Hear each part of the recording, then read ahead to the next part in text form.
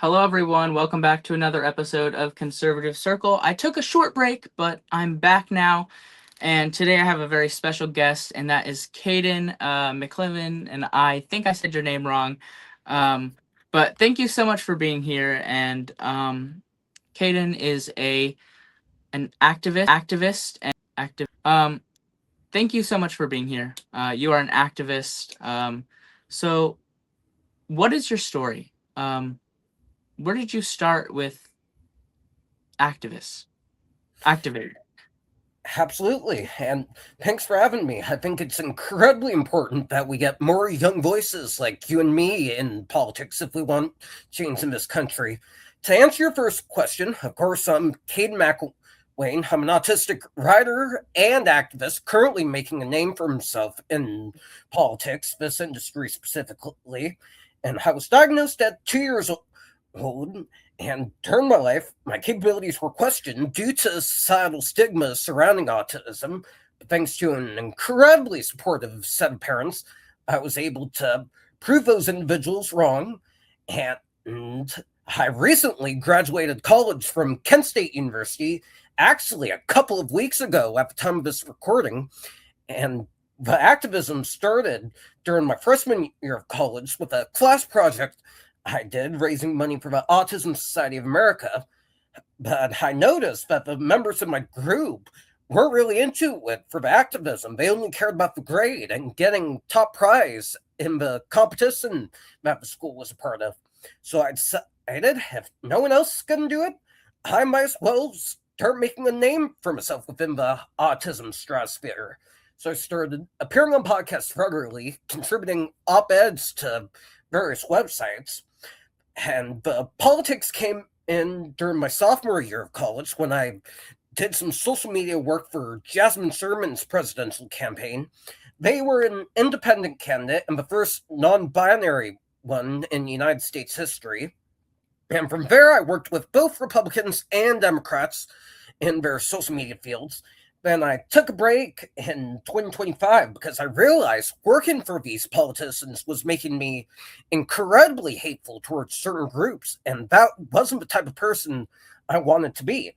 I decided to come back this year to the political stratosphere after witnessing what happened at the White House Correspondents' Dinner and realizing that my generation doesn't know how to act like human beings when it comes to politics, but rather as animals, drunk animals at that, because half the time you really can't tell if these people are not drunk.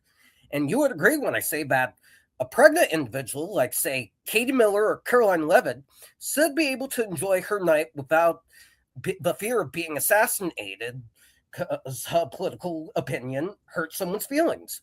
A grieving widow like Erica Kirk should be able to enjoy her night without getting a flashback from that night in September. And this is coming from someone who isn't really much of a fan of Trump. I think he's done great things for our country, but there are some things I definitely don't agree with. I'm pretty much on the side of I agree with both conservative and liberal values. Just don't be stupid and don't act like an idiot and choose violence, and we're good. That's pretty much my story. Yeah. So you mentioned that you agree a little bit with, on the liberal side. What parts of the liberal side do you agree with? Specifically with LGBTQ marriage, I think if someone wants to love a dude or a chick, it's none of our business. Just don't force it on children, and we're good. Yeah, I disagree kind of highly with the LGBTQ plus community, where because I've been, with my Christian values. But yeah, like what you said, don't, put it on other people. Don't be indoctrinating our children with this nonsense. Don't be reading them. Don't have like this drag queen come in with and have a story time. Don't be taking them to a drag show. That's where I stand on it. Um, I don't disagree. I think that man was made for women and women were made for men.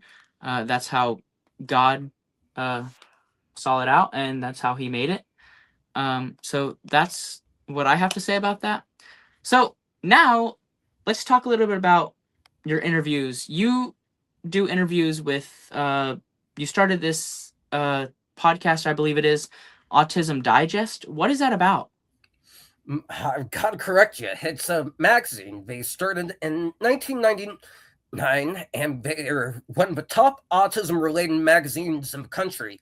I came on in 2024 or 2025 with a few videos testing out an application, and from there, my editor, Lois Brady, noticed I had a gift for the camera, and she decided to put me in charge with the interviews and the unboxings. So from there, I've done over 100 different interviews with people from both sides of the political spectrum and from various industries: music, entertainment, literature, advocacy, politics, education, that kind of thing.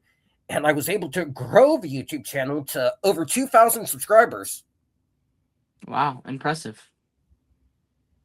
All right, and right now we are going to take a little break, and we'll be right back. Love freedom and hate censorship? Well, if that's you, you need some Freedom Uncensored merch. Go to Freedom Uncensored, and you can get 25% off by using promo code AMERICA. That's promo code AMERICA for 25% off. So, what are you waiting for?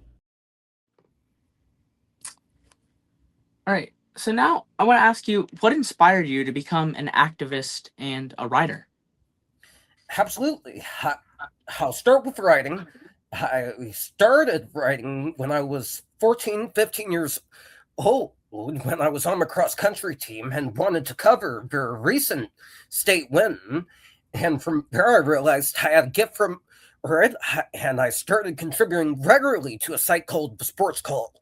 My articles got popular, and from there, I continued writing, and I transitioned into autism advocacy pieces for a couple of various sites just last year, including one on RFK Jr., which I'll talk about later on in the interview. The activism, as I said, came from a class project and realizing that my generation wasn't as passionate unless there's a brownie point or a reward involved or something of the sort.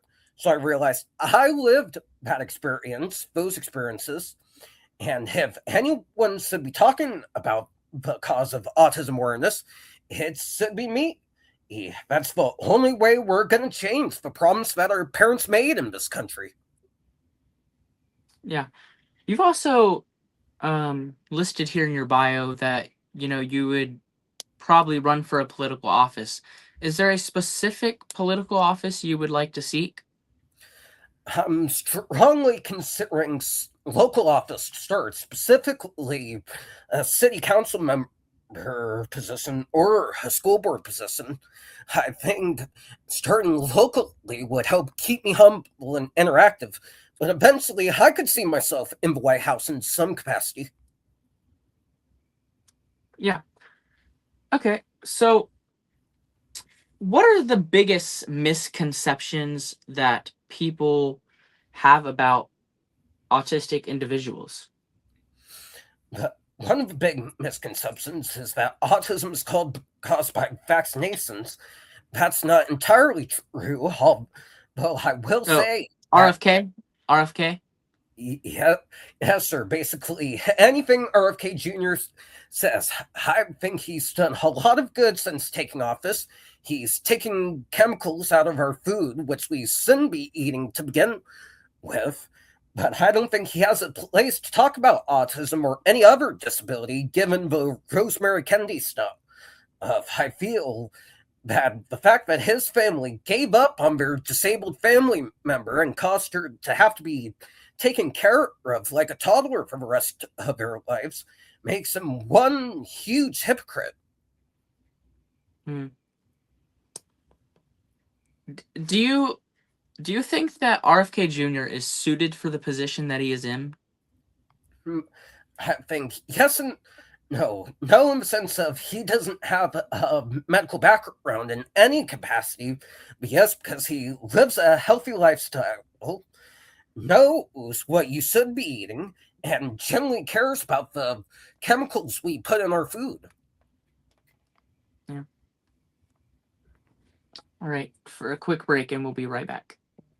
Want to help Conservative Circle grow? Well, you can do that by scanning the QR code that you see on the screen. All donations are greatly appreciated. This goes to help get new equipment and grow the podcast even bigger. Now, let's get back to the episode. What message do you want people to understand about autism? I want people to understand that autism isn't a disease to be cured. For individuals who go on to live super fulfilling lives, myself included, they just need a strong support system and common decency. Mm-hmm. And now on abortion, you brought this up a little bit about like your family, but where do you stand on abortion? I'm radically pro-life. I've always been pro-life since I was a teenager. Because I come from a Catholic background, I became radically pro-life recently after watching a few PSAs from Choice 42 and realizing exactly what abortion entails. What strengths do you think that autism brings? I would say, hey, I'm super outspoken. I'm passionate about the work I do, and I'm always networking. I would say autism enhances that passion. Yeah. Why do you think you can run for political office? What makes you, I guess, different from the other people that are running for political office? Because I'm young and have a fresh perspective on what we ought to be doing in this country, and I have a few unique ideas I want to bring to the table. As I said, it's incredibly important we get more young and neurodivergent voices into office if we want to change the problems our parents made in this country for the better. Yeah. Well, I do wish you luck on the office that you are going to hopefully try to seek office. I wish you luck in that. What final message do you have for listeners that are watching this, that are maybe like, can he really run? Can he do this? Maybe doubting you. What do you have to say to people? Why would they doubt? How me? They've seen me speak on here, and they know I'm more than qualified. So they'll just have to see come the next election. All right. Well, thank you so much, Kadin, for being here. Thank you, everyone who's watching this, and we will catch you again next week. Thank you so much.